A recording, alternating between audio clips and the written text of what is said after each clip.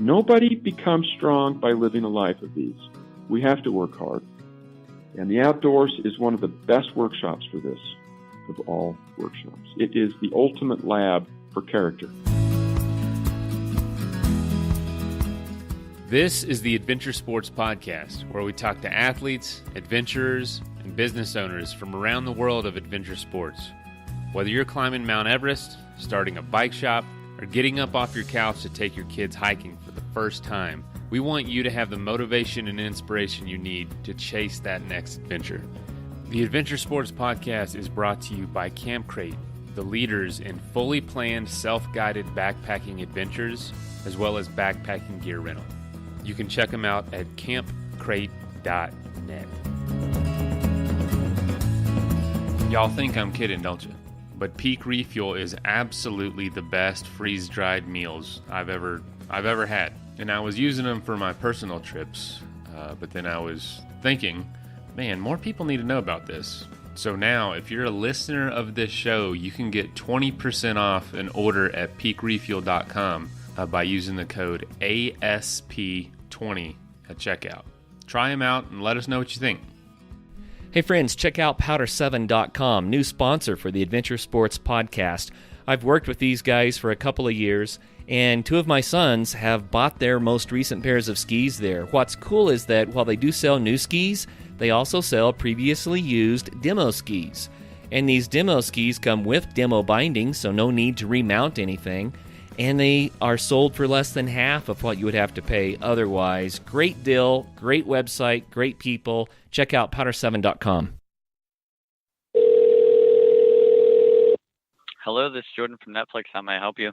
Hey, Jordan. I was wondering, could I get 99 subscriptions to Netflix for free and then pay for the 100th? And then everybody, all 100 people could just use it? No, you cannot. Why is that? Because we only give out one free trial per person, per household, actually. So there's no way that I can pay for one subscription, but like 99 other people use it for free? No, not that I know of. All right. Well, thanks anyway. All right. Well, thanks for calling Netflix, and I hope you have a great day. Thanks, Jordan. Look, I know we're not as entertaining as Netflix, but even to them, it sounds ridiculous to have a service for absolutely free. And the truth is, 99% of podcast listeners don't support the shows that they love. And just like something on Netflix, you know, we have production costs, we have hosting costs. There's a lot of costs actually associated with this show. And it takes money and time to produce. So in this season of giving, we ask you, would you like to become a supporter of our show? Because we don't support this show for everybody. You know, this show is a niche. Not everyone's going to like listening to adventurers from all over the world. But you guys do. And when you become a patron of the show, you basically get the upper hand in influencing what we talk about, who we talk to, and what you want, because you've shown us that you're a super fan of the show. And that's why we wanted to make it easier for you to support the show. So there is the ability to support the show for $5 a month at patreon.com. But now there's the ability to support the show for $1 a month. Come on. We've got to be worth $1. Not only do you get to influence the show, you get the satisfaction of knowing you're making this thing happen. So join us in making the Adventure Sports Podcast the absolute best show it can be. Thank you. Hey everybody, welcome to the show. Today I have a pretty unique guest. He is the president of Southern Utah University. He has quite an adventure resume himself, as well as a pretty unique outlook on the outdoors and trying to implement that into the life and student life of his university. So Mr. Scott Wyatt, welcome to the show. Oh, happy to be here, Mason. Thanks for the invitation. Yeah, no problem. Now, I know that I read up on you, and I know that you do, your expertise is far greater than just the outdoors, but we would love to focus on that for the show. So, you were president of a different university, and you were a lawyer at one time, but how has the outdoors been, a part of your life through your education and through your adulthood? Well, it all started as a kid, and it has kind of stayed with me. My dad used to say, you know what, you should learn to hike and get outside, because no matter how bad things get, whether you run short of money or anything else, this is a hobby that you can always do. And we had some great times as when I was a kid, and I'm still loving it. It's a really important part of my life, and it's an important part of what I'm trying to accomplish at Southern Utah University. Man, so did your dad use it as a retreat from the grind of life, or have you used it for that purpose? Yeah, I've used it for a lot of purposes, actually, and they're pretty wide in range. So, for example, a couple months ago, I was really struggling with an issue that I have to deal with on campus, trying to get a presentation put together, and I couldn't get my mind focused on it because there's just so many distractions. Every time I turn around, somebody's got a question or the phone rings. So one morning I just said, I'm leaving the office, and we've got this hike here in Cedar City. It's about a 2,000 foot up in about 4 miles. So it's a fairly strenuous little hike. And so I cleared my calendar that morning, and I went up and down twice. And by the time I had completed it, I had everything all worked out in my mind. It was just a great time to be alone, to focus, to have nature around me that helped me be, I think, more creative. And when I'm moving along at a reasonably good rate, I'm able to really focus in on what I'm doing and what I'm thinking, and it's really helpful. I wish I could do that every week, Oh, is it hard for you too to get out the door sometimes? Because it is for me, and I'm not nearly as busy as you are. Well, yeah, I have no control over my life. I have very little control over my life, it seems, because there's just so much to do. And as a university president, I'm busy at least 5 nights a week, and every day of the week. So the only way I can find time is I have to schedule it somehow. But then things happen, and I lose some of that control. Just never know what's going to appear each day. Right. Yeah, I know that I never even spoke to you scheduling this meeting, and I knew that would be the case. But even despite having such a scheduled out day, week, there's still probably so many unexpected turns that you have to take and things that have to adjust. And I'm sure it just compounds hour by hour by day. And so, yeah, I appreciate you being on the show. Oh, you're welcome. This is something I enjoy talking about.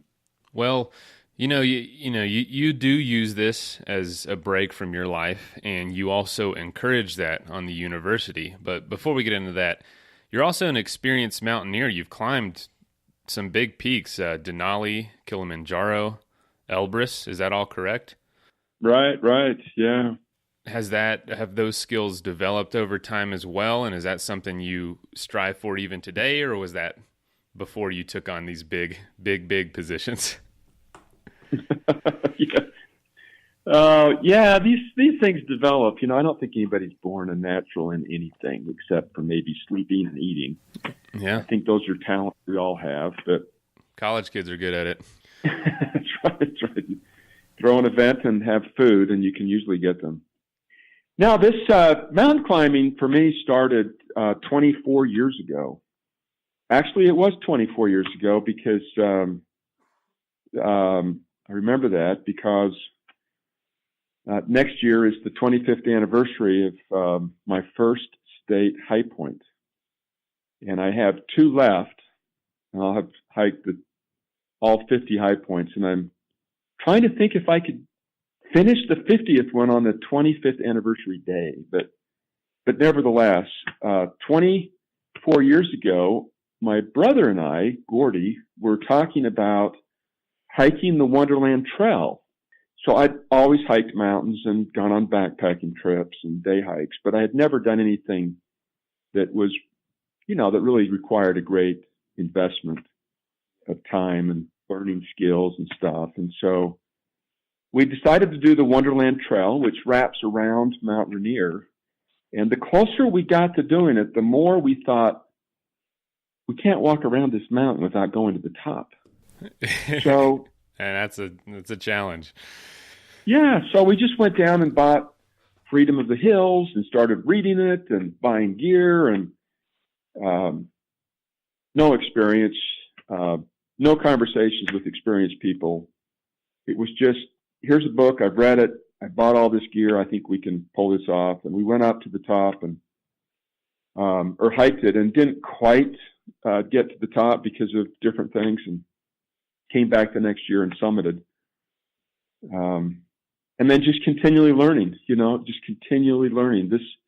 This year I learned a whole bunch of new things about weight and packing and blisters. It's always something to learn. And it makes it easier as you get older like me.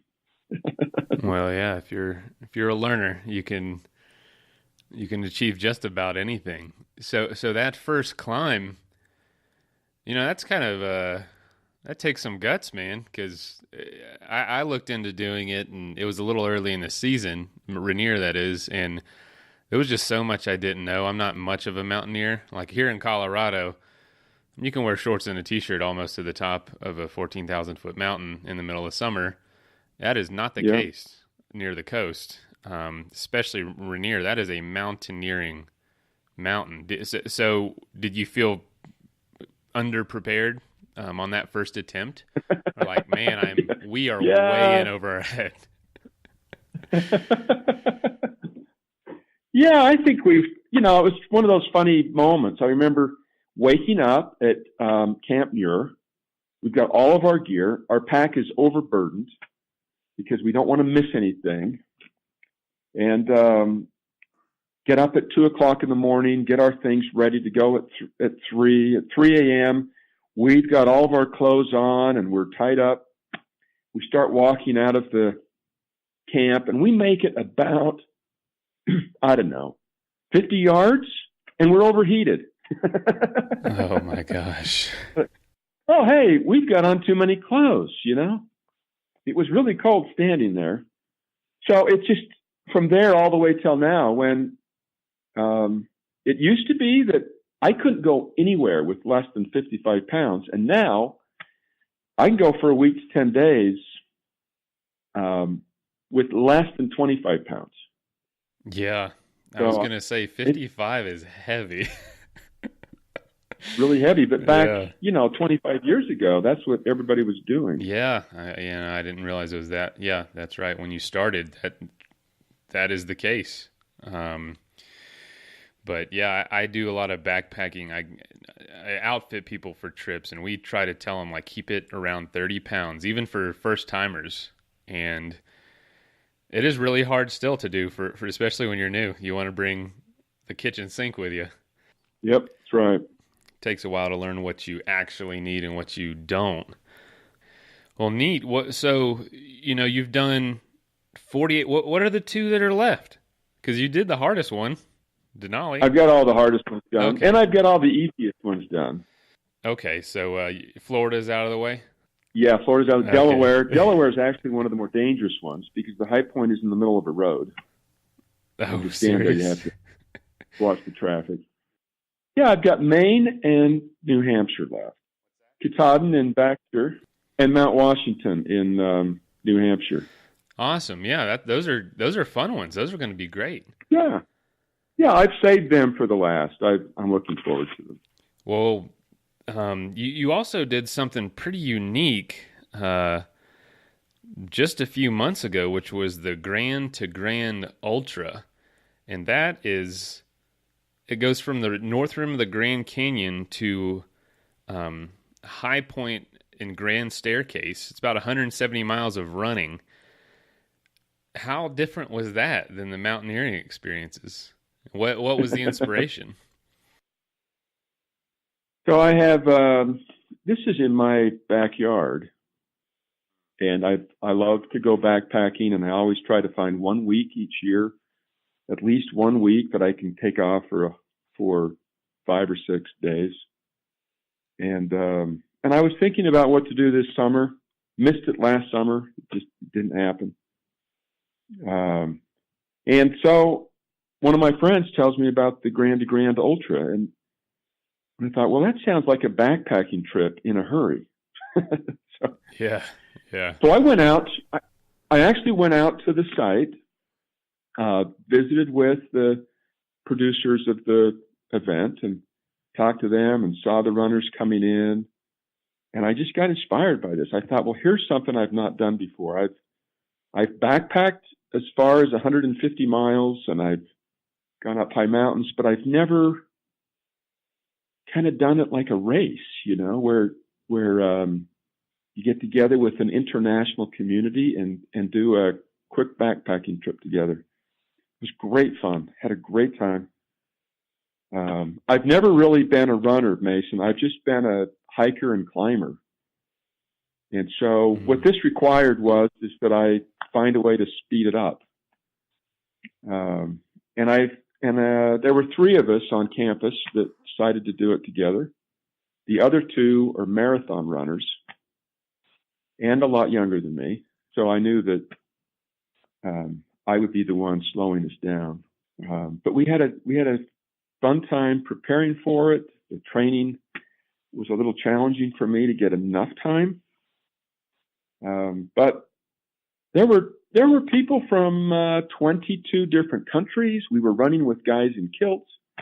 The first place winner was from China. The second place winner was from Spain. There was this great community. We made terrific friendships with 4 people from the UK. Learned a lot about these kinds of things, and I'm ready to go do another one. It was super fun. We started on the north rim of the Grand Canyon. We never entered the national parks, so we were east of the park, but still on the north rim of the Grand Canyon. And just standing there in my backyard, watching people from all over the world look at the Grand Canyon for their first time. This is really fun. Yeah. This is my backyard. This is where I live. And that's so ridiculous. And then we took off and wandered around up and got west of Bryce Canyon.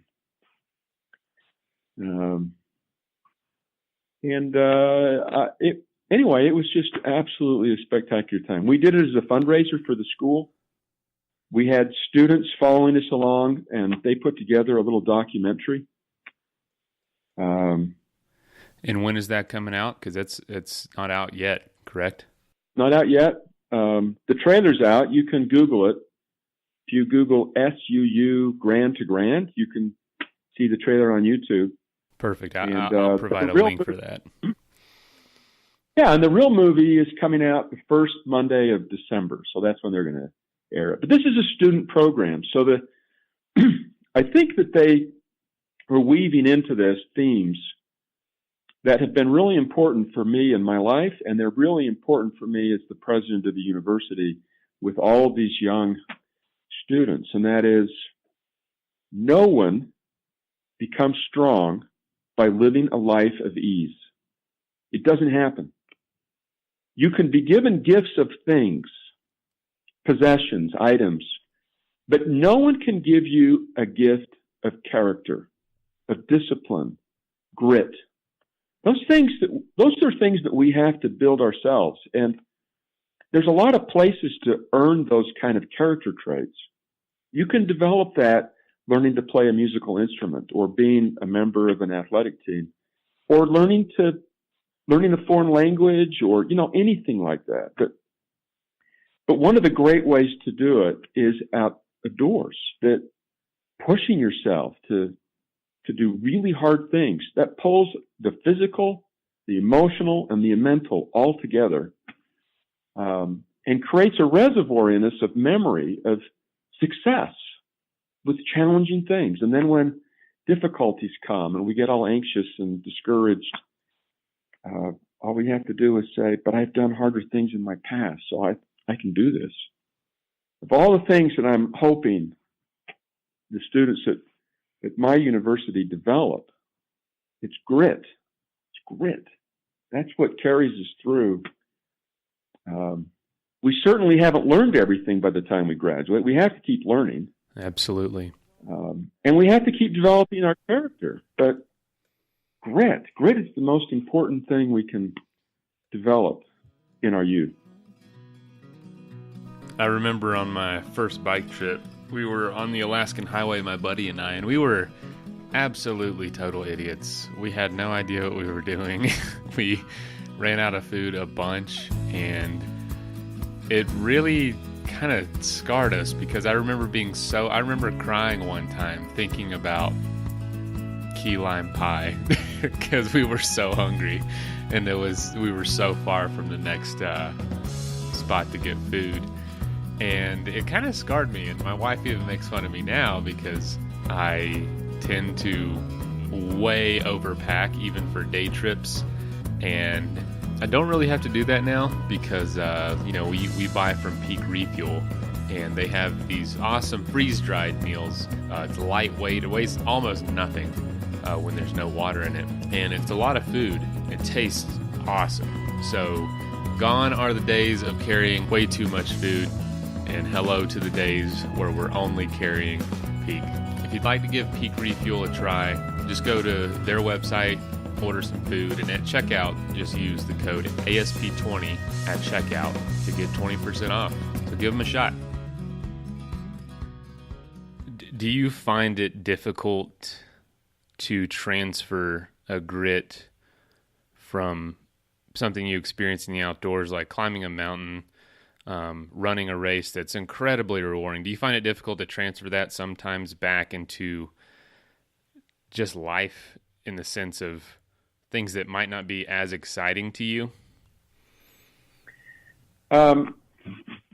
It's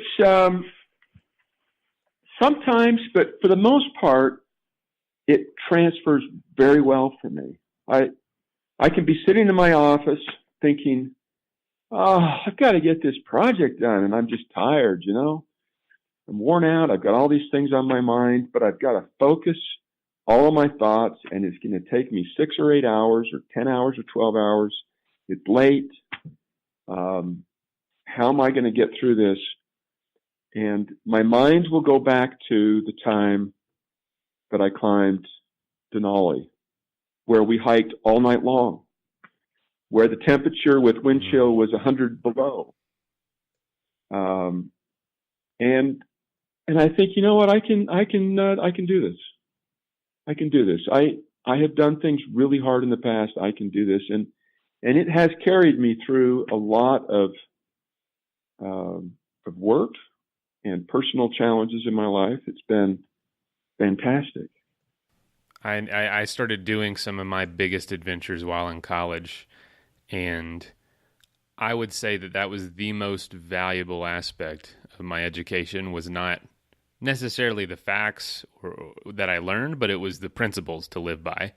And it was education that first opened those doors. And one reason I was very excited to reach out to you is I would say my education was learned on a bicycle while in school, as well as in the classroom. And yeah, it's everything that's brought me to where I am today. You are, but the problem was my friend and I that did this together, we were very alone at our school. It was in the South. It was in Florida. Everyone wanted to hang out at the beach, which is neat, but no one wanted to go to the mountains in Alaska or out west to do something really, really challenging, or even, anywhere along the East Coast. But you're providing a very, very approachable way for each and every student at the university to experience those kinds of things in their life. One, because you're right there. Your school has over almost 20 national parks, monuments, and recreation areas within a half a day's drive. How are you guys utilizing that location to provide those experiences for students? Yeah, you're right in the number of national parks and national park units. There's a huge number, and the closest one is 20 minutes. If we go from our campus 5 minutes, there are several stunning hikes. You don't even hardly have to leave city limits. Unreal. Golly. These beautiful red sandstone rocks and canyons, gorgeous slot canyons right on campus, native Indian art on rocks in city limits and all outside. It's really an amazing place, and a pretty cultured place, actually. We've got a Tony Award-winning Shakespeare theater and all kinds of music, arts. But this idea that we've got so much nature around us. Yeah, we have a semester in the parks program where students can study for a whole semester in Bryce Canyon National Park. Faculty go up there and teach, so it's like a field trip for the whole semester. Wow. We do the outdoor challenge. And what is we that? Go out so this is the Outdoor Nation. This is the nonprofit foundation. It's connected with the Outdoor Realtors, where we met last year. Yes. And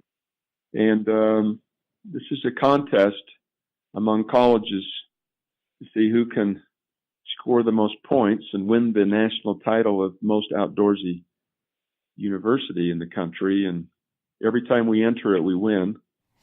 And that's really fun for me because I'll meet students every morning at 6 a.m. for a quick hike and a quick jog. And I remember once walking across campus, and this guy walks up to me and he says hello, and I says, "What's your name?" And he told me, and I said, "Oh, I've never seen you in the light." Oh, that's funny. We had hiked a bunch of times in the dark as part of this contest, but I'd never seen him in the light, so I didn't know what he looked like. That is too funny, man. But we're out on field trips all the time. Yeah, I read that you guys provide very cheap rental gear and also 50 free outdoor adventures that students can go on every year. Yeah, constant. There are unending opportunities here, from rafting, climbing, hiking, canyoneering, lots and lots of things. We have tried to make this an integral part of the education. 2 years ago, we had on the anniversary of the National Park Service, we set the world's record for the largest field trip ever. And we had about 4,500 students, faculty, and staff participate in a field trip on that anniversary day. So this would be the first Thursday of our fall semester. And it kind of sets the tone for what we're trying to do in smaller ways. But in this big event, 450 different people, more than 4,500 participants, more than 100 separate field trips. Some of them had large groups, some of them very small. Art faculty took students up the canyon to paint. Engineering students took them to a national park to show them rock structures. Geology students, of course, took them out. Dance students went and performed dances on the rim of Bryce Canyon. Our athletic department took a bunch of students up to do service projects. We get involved in helping to build and maintain trails. If a student comes here and really doesn't care for the outdoors, they still have a great experience. But we're trying to get everybody as much as possible involved in some way or another with that. And there's a ton of research, that this supports education. Being outside in nature leads to more creativity. It helps us retain things that we're studying. It gives us more energy so that we can fuel our way through studying. And as we've talked about, it helps us build the ultimate skill that students need to develop, and that's grit. My dad goes to college, or my dad went to high school and he took college algebra. He then went to college and took it again, didn't do so well, took it a third time, did okay, passed the class, but didn't feel like he learned it. He ended up taking it by correspondence course, which would be today's lingo, online. He took it a fourth time. His goal was to become an electrical engineer, and he knew he had to learn math, but it was really hard for him. Yeah. In the end, he accomplishes a PhD in electrical engineering, and he tells me that one of the main reasons why he was able to do that and be a successful engineer was not because he was naturally brilliant, because he wasn't. What he was is that he had this ability to just keep working and keep trying. So the fourth attempt to finish college algebra, he finished it successfully and understood it. He continues, he gets his bachelor's degree, he goes on and gets a PhD. He's teaching now PhD students and doing some very high-level research. And he still struggles a little bit with math. I mean, most people would say, this isn't for me, it's too hard. I need to pick another major. I'm not going to be an engineer because math is too hard. But the fourth time through, he got it. And then as he's teaching, he still recognizes that it's a little bit hard for him. So he would stay up late at nights preparing detailed notes for his lectures the next day, so that all of these super complex equations that he has to work through in the class with these doctoral students, that if he stumbles, he can refer back to his notes and help him get through it. Well, after doing that for several years, he looked at his notes and said, wow, this is a book. Wow. I just need to finish it up. So he took it, finished it up, and then that became, literally, it became the number one text in that subject in the world. And people who are consultants and dealing with radiometric calibration, a term that kind of escapes me because it's way over my head, are looking to that as the preeminent source of information on how to do it right. He was doing research in outer atmospheric matters, and it all came because he developed grit, not because he was naturally smart.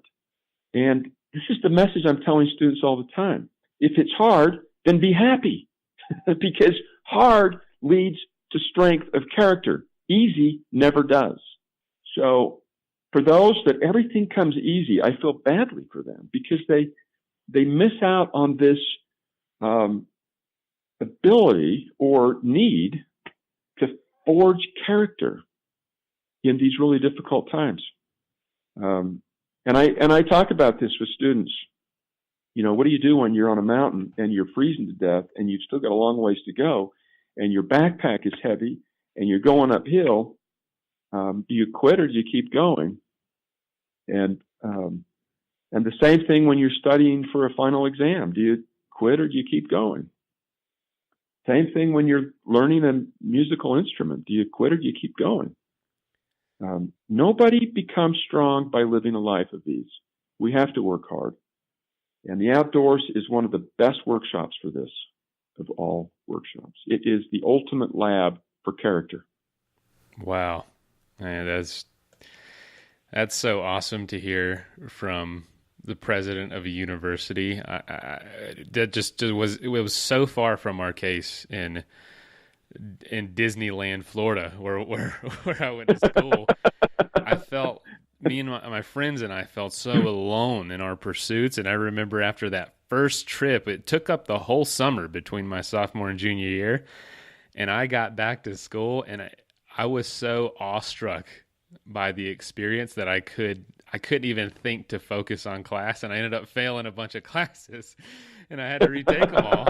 But it took a while for me to learn, like, oh, I can transfer these skills to the classroom if the university would have actively been seeing that and developing that and cultivating that mindset, man, I can't imagine. Well, I probably wouldn't have failed, first of all, but I'm sure that's led to good things in itself. But it's just neat that there's a school out there that's focusing that heavily on exactly the same thing. Transferring skills is enormously important. What I learned hiking a mountain helps me do my job, even though it has nothing to do with out of doors, my job. In the same way that a student who majors in business needs to learn how to transfer the skills they learn in business to a job that she ends up working that may really not be that much related to business. You know well that there's a huge percentage of students who aren't working in the field that their major was, that after graduating, they're working in something that's almost unrelated. But the skills we develop in getting that bachelor's degree help us develop discipline, stick-to-itness, all these kind of traits, and they propel us in a variety of endeavors. My undergraduate degrees, I had a dual major, so I majored in two different things, economics and philosophy, and then went to law school. And all of those things inform my life as a university president, but none of them are management. None of them are leadership. None of them are directly related to fundraising or working with the legislature on funding or different things like that. This is one of the reasons why the American higher education is unique, and that is we have this thing we call general education or a liberal education, the breadth, that if I'm studying a certain discipline, then I study a whole bunch of things that broaden my understanding of the world and cultures and people, because I'm going to work with people, and my career is going to take some shifts. If our education is too narrow, then how do we adjust? This is a big dynamic world, and transferring skills from one thing to the next is enormously important. Yeah, absolutely. I mean, I studied biology, and I run an outdoor startup, co-run, and host a podcast. Those two things are not in any way related to what I studied, at least. But it built this foundation of just opening the world up. And people say, do you regret going to school for what you did? And it's like, absolutely not. Like you could never know what a different path would lead, but I'm just so excited about the path that it's been and what it will continue to be. And it's so unpredictable that it's honestly exciting. And so for you, I'm sure you don't, but do you ever get to the point where you feel like things are getting easy or you get in a rut and you have to shake things up a little bit? Oh, I wish I could feel like I was in a rut. Every day is such a new challenge, and we're trying to be so creative. We've got all these. It sometimes feels like education is in a rut, but we're doing everything we can to not be in it. We're trying to find new ways to help students graduate. We're trying to figure out how to help them through the anxieties that young people have. We're trying to help them figure out how to get outside and get some sunlight, and some exercise. And how do we tie all of the different classes together? We've done some pretty amazing creative things with general education and in some of our major disciplines. I constantly am asking myself, when am I going to feel like I'm in a rut? Because I'm going to enjoy those few days. Oh, man. Jeez. It just, everything changes. Everything changes. If I was to read my schedule to you, you'd think, wow, you don't do anything twice in a week, do you? Wow. Yeah. No, I don't. Have you had any resistance from the university on incorporating the location you're in and getting students outside into, does anyone ever accuse you of maybe too much recess?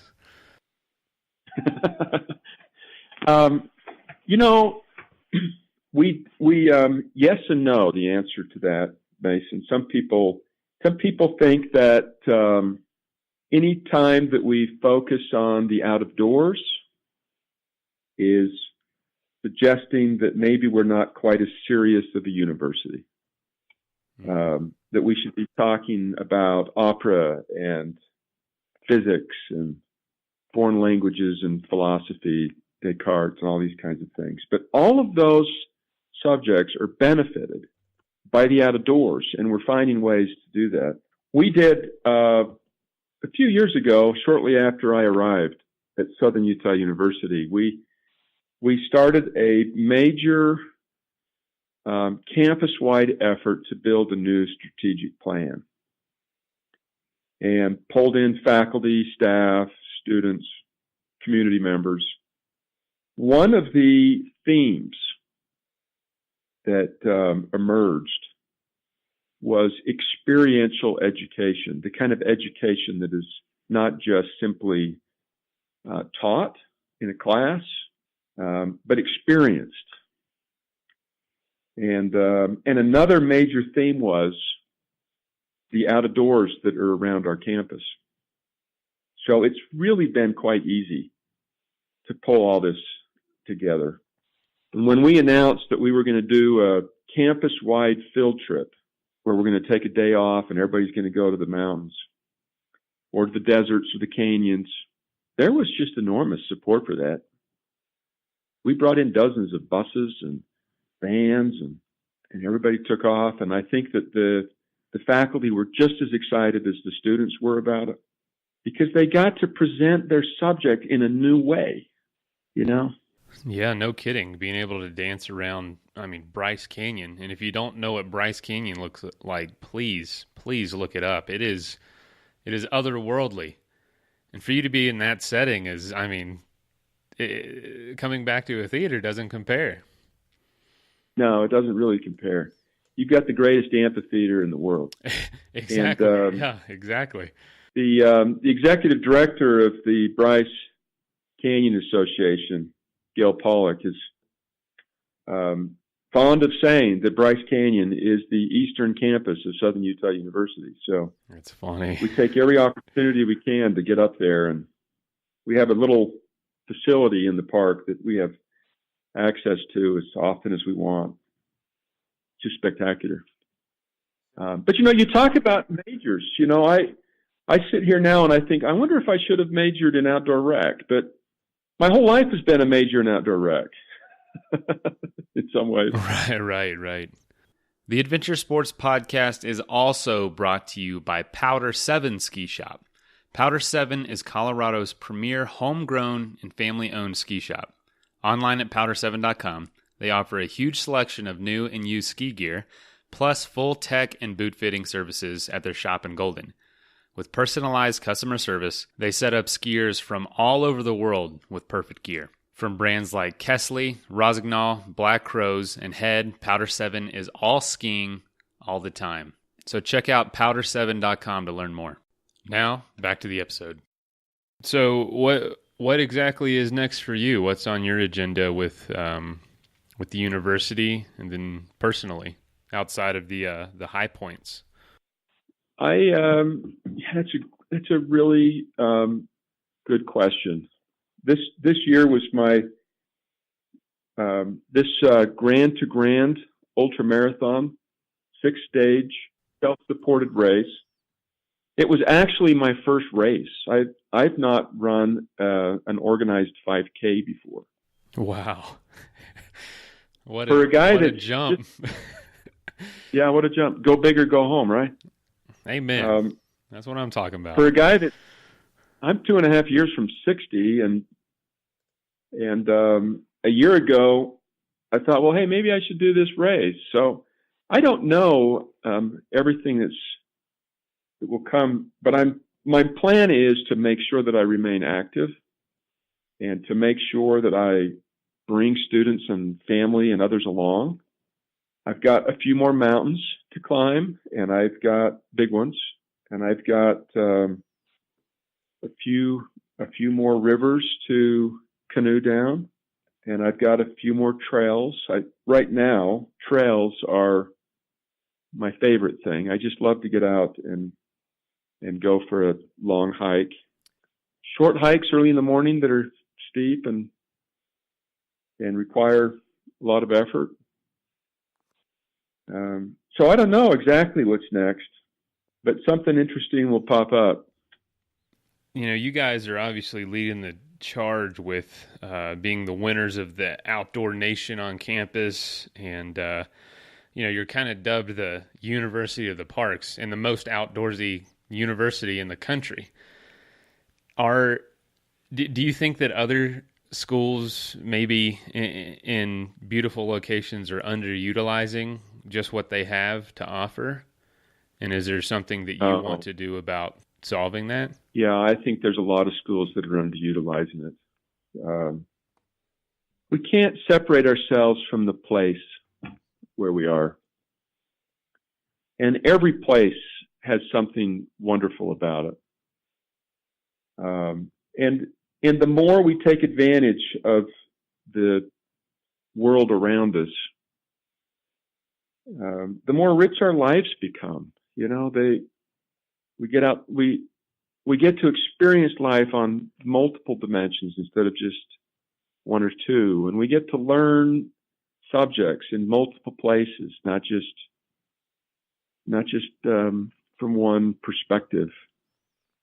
And a lot of times when we're outside, you know, one of my hopes was that on this Grand ultramarathon was that I would really get to learn something about other cultures and people that were new to me.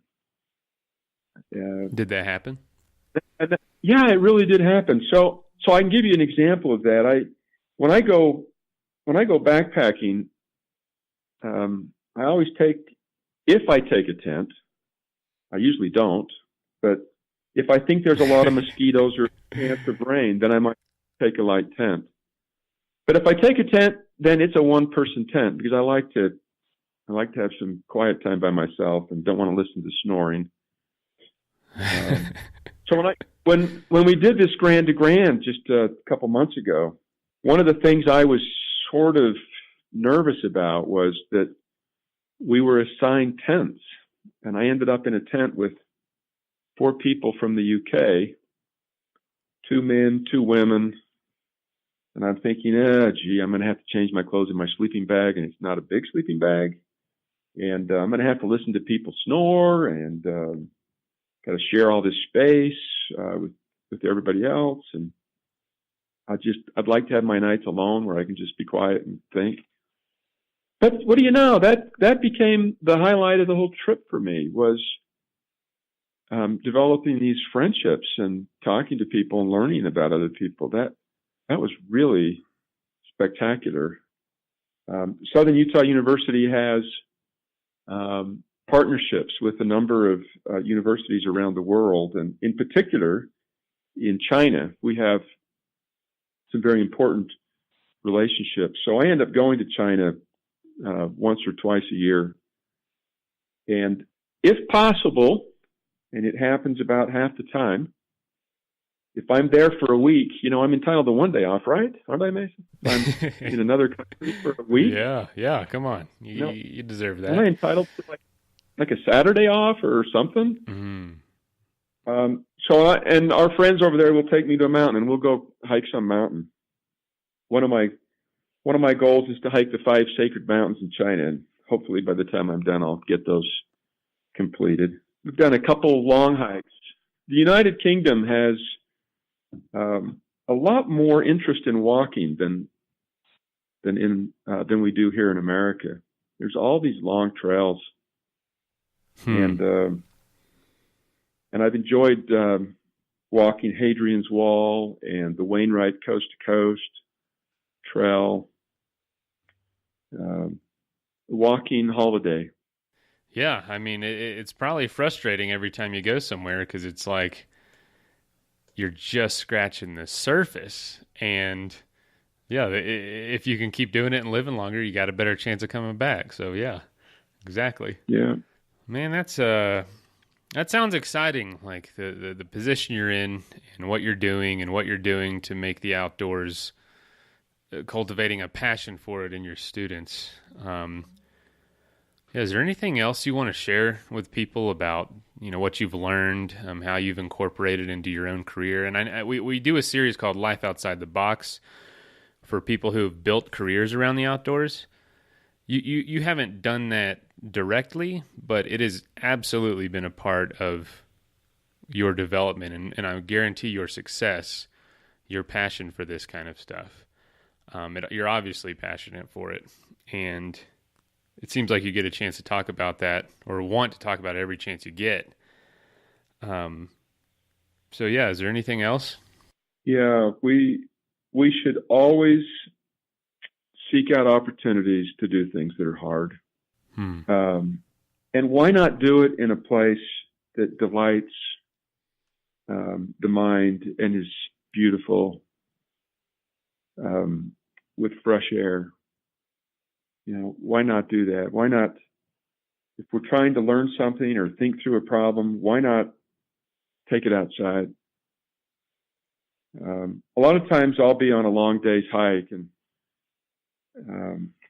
I'll have cards in my pocket of poems I'm trying to memorize or thoughts that I'm trying to work through, and it gives me a lot of time to think through those things.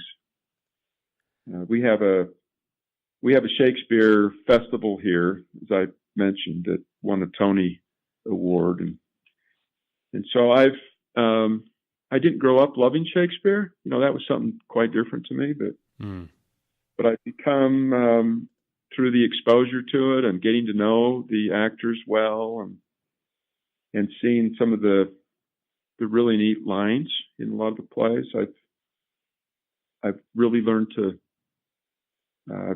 love a lot about it. So when we summit a mountain, then I've got some portion of the speech from Henry V.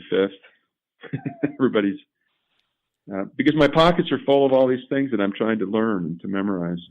That's a really good. It's a really good idea. I like to listen to either music or a book.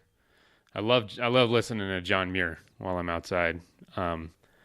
Anything that he's written, but that's a really great principle to go by. And if you have the ability and can create the ability to get outside and not just wait for those big experiences, but fit it in where you can, then the rest of us really don't have an excuse.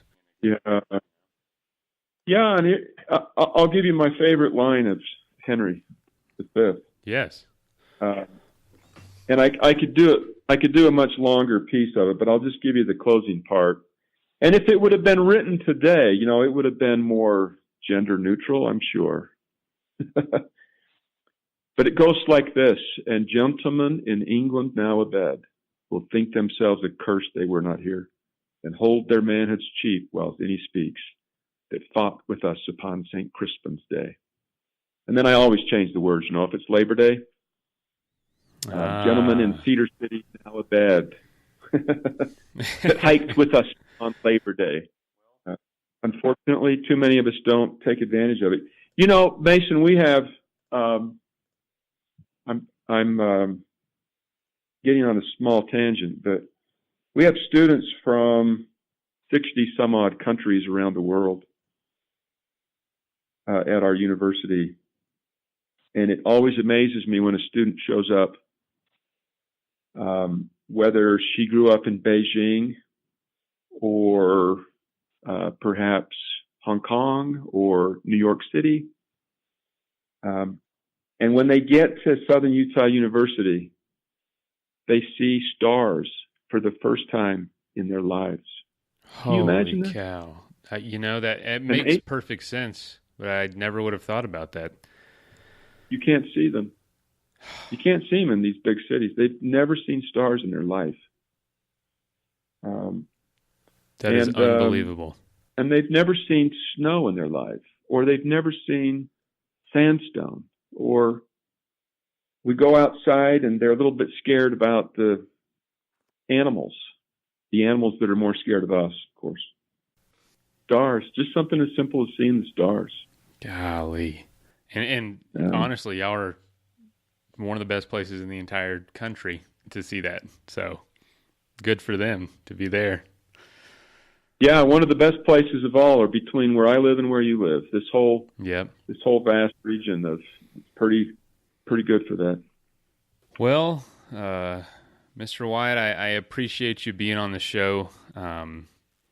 I honestly think we could talk a lot longer. Your passion is just contagious. I love it. I live for this, and I want you to keep inspiring students, because that's exactly what got me on the track that I'm on, and never looking back. So keep doing what you're doing, and keep building grit. That is absolutely important. I think it's absolutely missing in so many places today. Lots of quitters out there. There are, and it's sad. It's almost encouraged. Yeah, actually, you're right. It almost is encouraged, and we do everything to protect. The night before we started this Grand to Grand 170-mile race, first race I've ever been on, I sat down and wrote the names of all of my ancestors who walked across the plains from Illinois or Ohio or wherever it was all the way to Utah, which was commonplace, Yeah. Back in the 1800s. It was the way everybody came west. And some of them were 5 years old.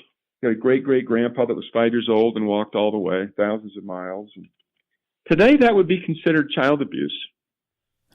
We have almost...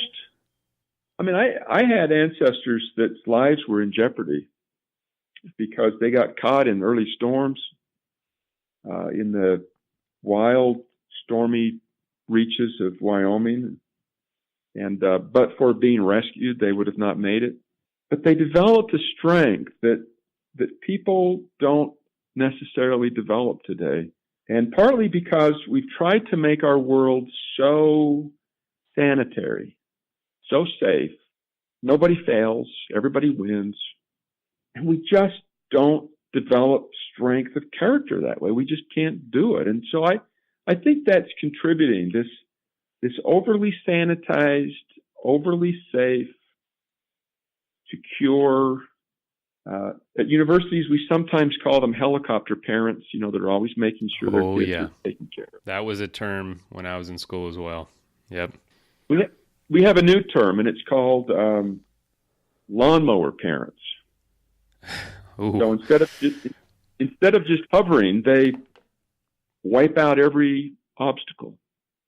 They take care of every difficulty in their child's path. And we're creating weak people when we do that. There's got to be a chance of failure. And there actually has to be failure.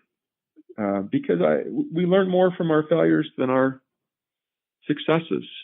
Well, you talking about grit, that's ingredient number one for grit, is just falling flat on your face, failure.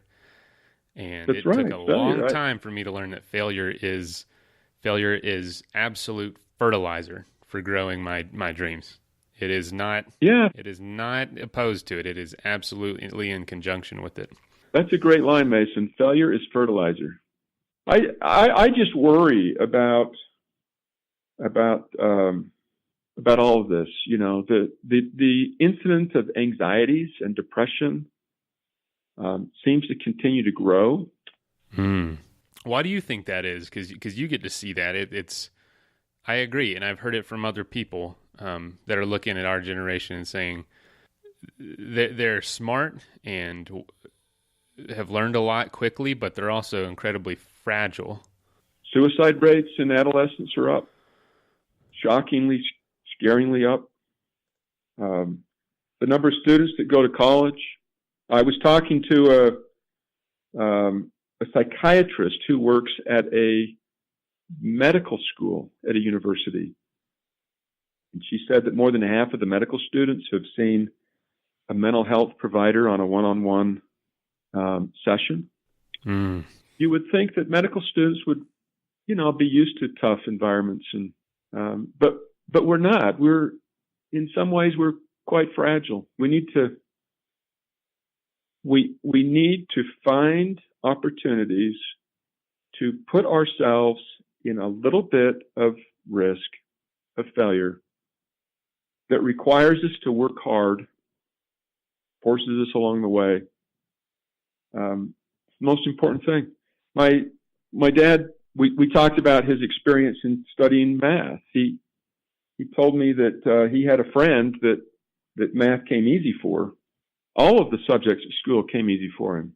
But by the time they both graduated, my dad had developed the ability to stick with projects and became a very successful engineer.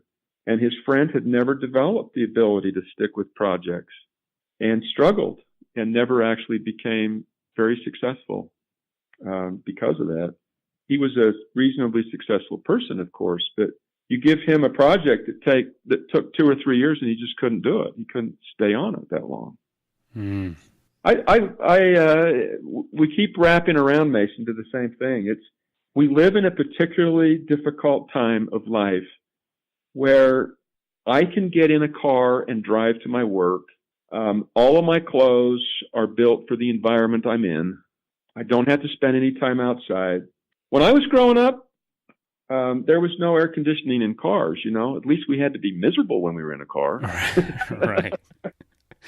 Yeah. Today things are pretty nice. And social media is constantly showing us that somebody else has more friends and somebody else is more loved, has a more charmed life. These are some of the reasons why anxieties are up, is that we're protected from failure, too much social media, too much comparisons with others. There's probably a lot of reasons, but social media is definitely part of those reasons. A lot of good in social media. It's helped me remain connected to cousins that I don't see otherwise. But we're in a very fragile world, and we have got to find ways to challenge ourselves to develop that strength. Sounds like the outdoors is an incredible conduit for that. It is an incredible conduit. Yeah, it is incredible. Well, you have a productive day, and if you can't get outside yourself, at least keep inspiring people to do it. Thank you very much, and we'll talk to you again. All right, yes, sir. Have a good one. All righty. All right, see ya. Bye. Bye. Hey, thank you so much for listening. If you know somebody that would make a good guest on the show, or if you have a pretty cool story about the outdoors or adventure sports that you want to tell us, please call us and leave a voicemail at 812-MAIL-POD. That is 812-624-5763. You can also send us an email at info@adventuresportspodcast.com. Again, it is always helpful to leave us a review on iTunes. And if you'd like to be a supporter of the show, you can give $5 a month at patreon.com/adventuresportspodcast. And links for all that stuff is also in the show notes. So thanks again for listening. And y'all get out there and do something so you can be on the show one day. All right, later. Don't forget, if you want to save 20% off the best backpacking food you're ever going to eat, go to peakrefuel.com and use ASP20 at checkout.